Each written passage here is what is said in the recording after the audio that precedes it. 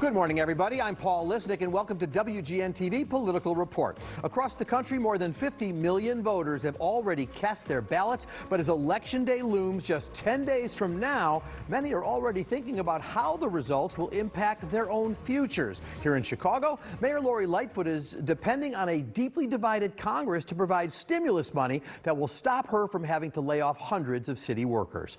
The mayor presenting what she calls her pandemic budget last Wednesday. The plan shores up an unprecedented $1.2 billion shortfall with a mix, a $94 million property tax increase, a 3-cent per gallon gas tax, pulling $30 million from the city's rainy day fund and saving $114 million through furloughs and layoffs. Any layoffs will be delayed, however, until next March, giving Congress time to get their act together.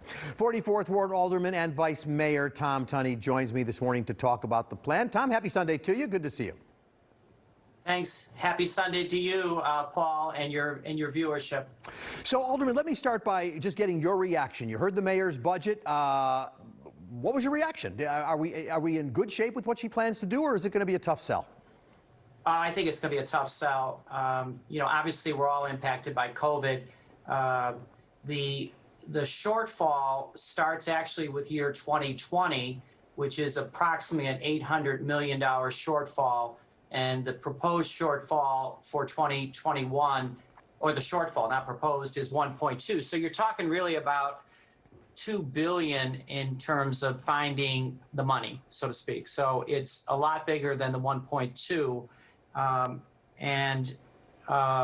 A lot of it, as you said in your opening remarks, really depends on federal and state aid, which, as we speak, has not been forthcoming since the first package in April, I believe. Well, let me ask you, with all the things that I did mention, I mean, there's a cloud tax, the gas tax, so many different things that will become clear as time goes on. If your colleague aldermen don't like this, if they should vote it down, what do you do? How do you make up this? How else do you make up this loss, if not the way the mayor's doing it? Well, that's where we're going through at least a couple of weeks getting into the details about our proposed budget. One of the things that is what I sense from seeing her remarks and my initial peruse in this is there's a lot of refinancing existing debt, whether to get out of 2020 hole or into 2021.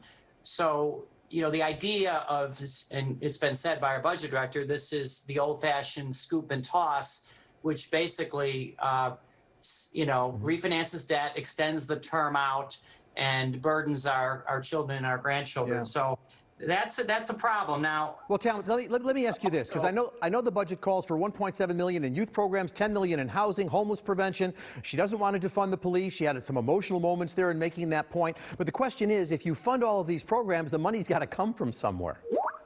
Well, again, I think the issue is that she doesn't want to wait and see what happens in November. But trust me, we will have an election results by the time we pass this budget.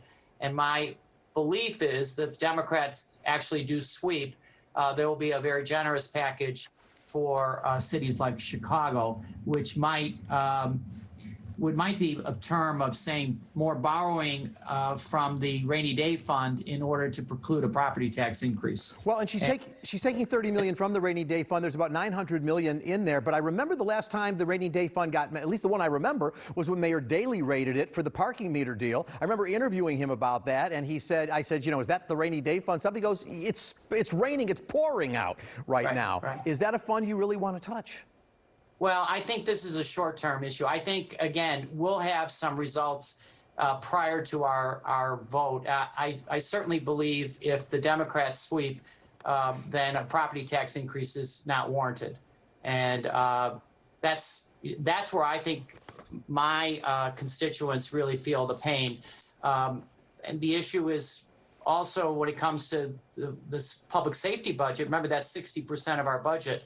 I don't think we've done a deep enough dive, I'm not for defunding the police, nor is the mayor. But again, that's, let's say 40 to 45% of our budget. We're not, we're reducing some future vacancies, or there's natural vacancies that happen.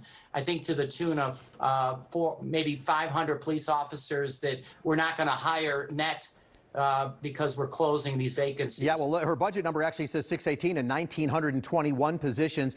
We don't have a lot of time left, but very quickly on the property taxes, she made it sound good, only, another $56 for a $250,000 home. But what she did put in there was every year now, apparently, there will be an increase based on inflation. What do you feel about that? I certainly read it. So do my constituents. I think and again, Paul, the area that I represent, the average single-family home is about 1.5 million, not 250. So it's that plus the increased valuations in our neighborhood that have really skyrocketed property taxes. Yeah. So what I propose or would like to do is to give, if we're going to raise property taxes by CPI, then let's just freeze it at that, and not have these huge increases that are just not sustainable. So and it also, in my opinion, would keep our long-term residents in our neighborhood, if they had the ability to know that their property taxes can only go up a fixed amount or inflation. So I think there's room for negotiation on that. But I also think that we were taking $300 to $400 million out of the rainy day fund under the Daley era, not 80. So I think that this is a borrowing mechanism on a rainy day fund that should be reimbursed if we get the package from the federal government. All right. Well, we'll monitor this with you as time goes on. This process just beginning, and I thank you, Alderman Tom Tunney, the 44th You got that right. Time. Yeah, you got it. Thank you, sir. All right, coming up next on WGN TV Political Report. Not going to tolerate foreign interference in our elections or any criminal activity that threatens the sanctity of your vote or undermines public confidence in the outcome of the election. With just over a week until Election Day, officials in Washington sound the alarm over attempts to hijack the results. We're going to talk about it when we come back. And later this half hour, it's the first thing on your ballot. Right now, it's all over your airwaves. We're breaking down everything you need to know about the graduated income tax amendment. You won't want to miss that.